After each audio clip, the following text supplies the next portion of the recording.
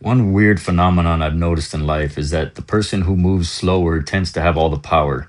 Like, no matter where you go, even when you watch a movie, like, if you ever notice, the characters who have the strongest presence tend to be people who say very little, who kind of just know how to stand in the silence and just let their silence speak for themselves.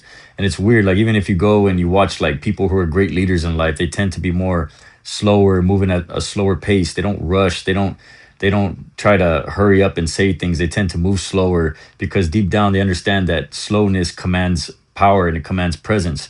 And also, another thing about moving slower in life is that if you're moving fast and fidgety and you're in a frantic pace, you're basically telling life or the universe that you must move quickly because your slowness is not good enough. So it's a lack mindset if you really think about it.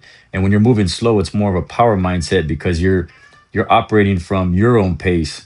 You're not operating in reaction to everyone else or even life itself.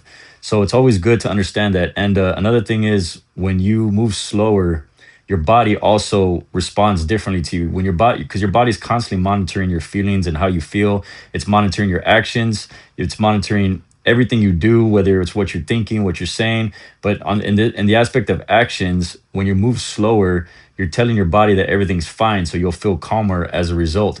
And when you feel calmer, you're more in alignment with power and more in alignment with better things. When you're in a frantic pace, your body's going to think something's wrong, so you tend to experience anxiety.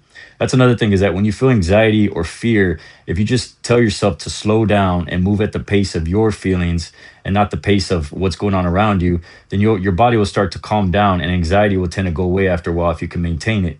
So it's best to keep this in mind and just to understand that moving slower is power. And if you want to have more power, just slow down and move at the pace of your own feelings.